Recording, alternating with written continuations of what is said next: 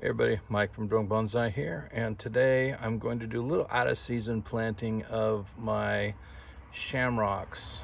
I'm going to use in future actually Kusamono type stuff. These aren't really true shamrocks, I don't think. I'm pretty sure they're an Oxalis type species, so you're really supposed to transplant the bulbs in the fall, but I'm going to do it right now because my daughter is in Ireland. And I'll tell you a little bit of the story about how I blew the recording of my first video and why my daughter being in Ireland reminds me of that. Basically, it has to do with what we call in our family Blarney Stoning. Blarney Stoning, to us anyway, is when you totally ruin the big shot. I Blarney Stoned my first YouTube video I ever tried to shoot. I'll explain it as I work. And hopefully, by the time I've finished editing this and get ready to post it, Amy is in Cork and ready to be Blarney Stoned herself. Sláinte.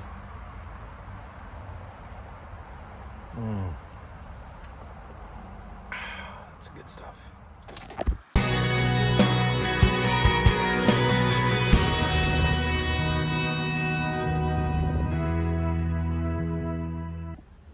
All right, so here's what we're going to start with today.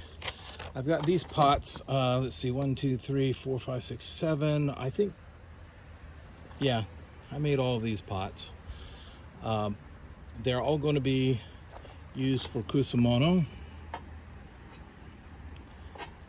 And I'm going to start each of them with some bulbs from my shamrocks. After that, I'm going to work on these little boxwoods. The soil mix that I'm going to be using for the Kusamono today is very different from the soil mix I usually use for my bonsai. Wait, let's see, can that be seen? Yeah. You'll see a lot more brown in this mix. That's because it's not quite half organic material. My organic material is generally about 50-50 mix between a potting soil that I like and a fine orchid bark, small orchid bark, orchid bark of some sort. I believe I got these from my mother's garden, and my mother got them, I believe, from seeds that I brought her home from Ireland. And there's a kind of a funny connection, I guess, between our first trip to Ireland and my first Drunk Bonsai video. But I've switched to mixed. For this, it's a lot more refreshing to have it in ice with some Coke. This is a fun cup too. It's also Notre Dame the Irish. I'm actually not an Irish fan, but this is a souvenir that I bought at the Bush Push game, where I was rooting for the team that did the Bush Push. The first time that I went to Ireland with my family, we did a whole lot of the touristy, schmaltzy, kitschy stuff. I think probably the single most kitschy, schmaltzy, touristy thing that we did was visit the Blarney Castle. And if you've ever been to the Blarney Castle, the castle grounds are quite nice. The castle itself is really boring. It's basically just like a stone shell. Like as a destination, nearby Cove or Kinsale or Cork are much more interesting than Blarney itself. But it's famous, of course, because it's got the Blarney Stone. High up, mounted on the edge of this stone exterior of a castle, they've got this piece of rock, and supposedly, if you kiss it, it will bestow upon you the gift of gab. Not that I really thought I needed that. I've been told that I talk too much, but I was there, so, might as well do it. Could give me a story, nice photo op. So, my wife had no intention of going up the steps because, the castle itself is just not, there's nothing to it. It's a stone shell. There's nothing inside the castle except these stairs that go all the way to the top and lead you to the Blarney Stone. As if that was a significant destination in and of itself. 128 is kind of a lot of steps to go up to see something if you think it's boring. And my wife definitely thought it was boring. So these are going to just wilt and they're probably going to die. That's okay. It's just about transplanting the bulbs. And so my wife didn't go up with me. She stayed down at the bottom. But my daughters went up with me. And we were talking about it as we go up. And it came to our attention that something like 25 million lips had touched the Blarney Stone over the years. So neither one of my daughters wanted to kiss something that had been kissed by, that many lips. So it was going to just be me kissing the Blarney Stone as well.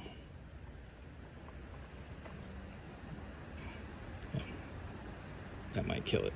We'll see.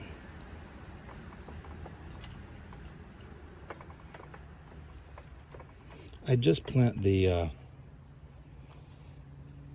bulbs, but I want to be able to tell where they are when I'm done. And as I go. Anyway, I mean, the girls definitely did not regret their decision. I can tell you that for sure, because when we got to the top, the stone itself is actually kind of gross.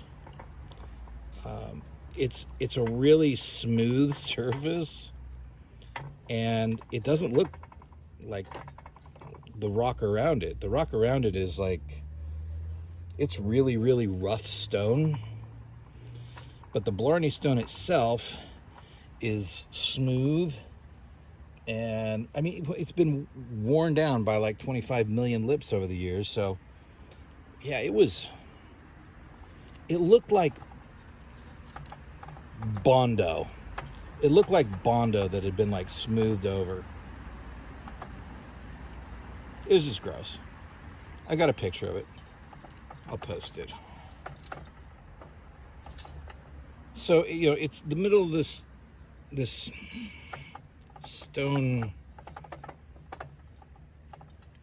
wall that extends out from the main castle. It's not even part of the main castle wall. And then on top of that, it's really weird the way you have to kiss it.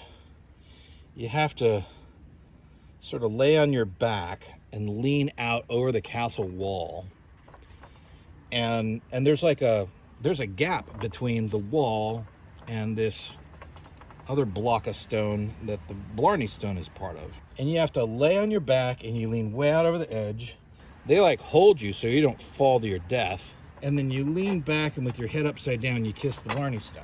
And I mean, like, you got to tilt your head way, way back so your chin is like pointing toward the sun.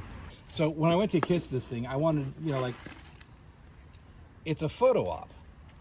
So I wanted to get a picture of it. And since my daughters weren't going to kiss the Blarney Stone themselves, I thought, well, they make themselves useful by getting some shots of me kissing the Blarney Stone. So I gave one of my daughters, I get the older one, I gave her the camcorder, and the younger one I gave the regular camera.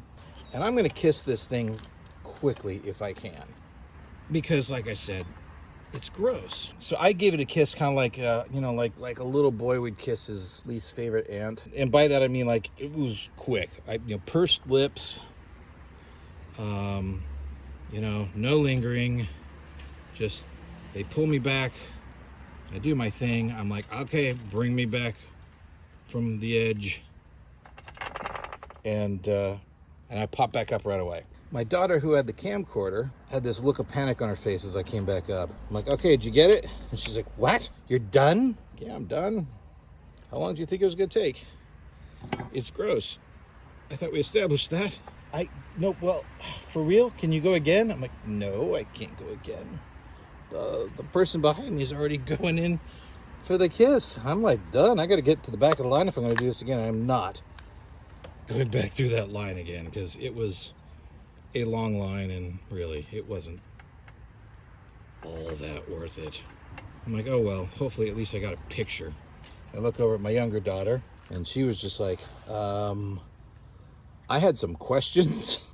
What kind of questions? Like, what button do I push to take the picture? Okay, I'm gonna take that as a no, Dad. I didn't get a picture. No, they didn't get a picture. Now, in their defense, they were young. They were like 8 years old and 12 years old. So I couldn't really be mad at them. It was my fault for not, explaining the process better. But it was kind of a bummer. We had a good laugh at it. It was not the sort of thing that you got to wait years to be able to look back at and laugh, because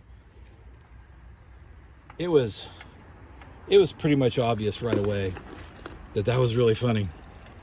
That was funny that Dad didn't get a picture of it.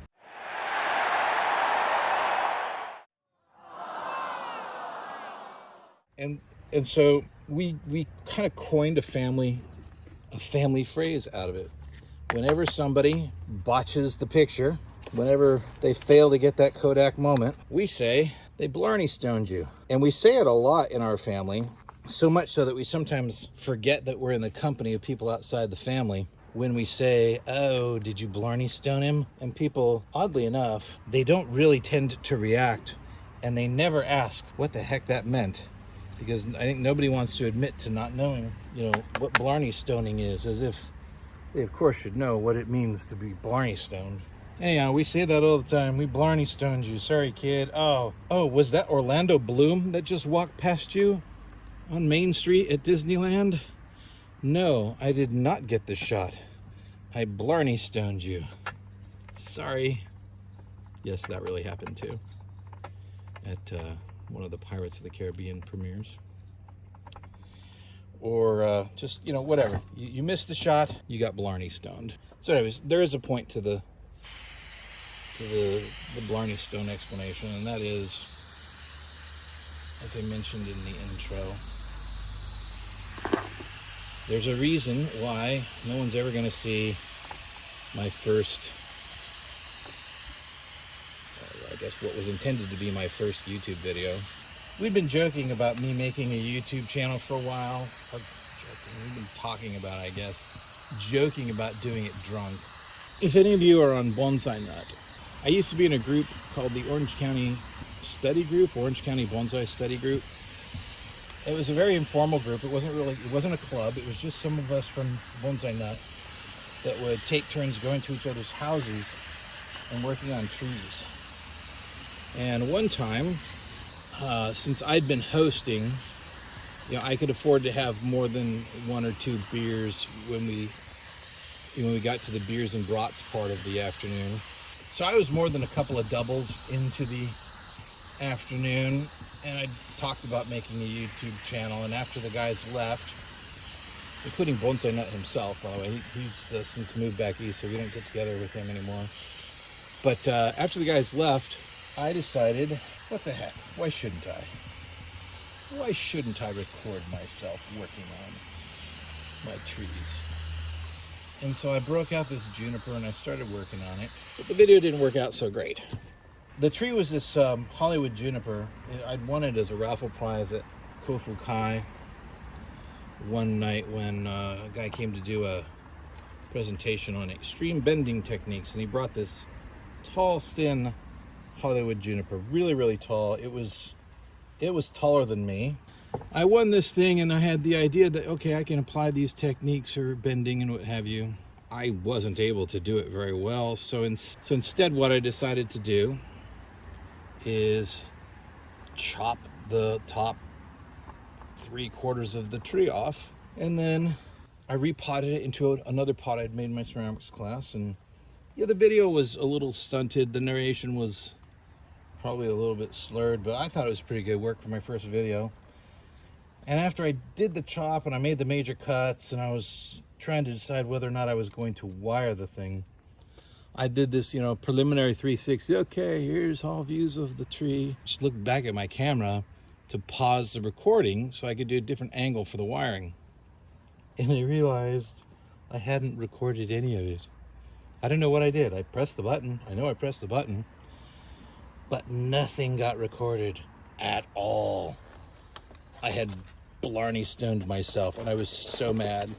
So I didn't record another video for kind of a long time. Here's what it looks like a few days later. Some of these we won't see pop back up for maybe a couple months. But I've seen what Oxalis does, and I expect all of them to be blooming next spring. Editing break.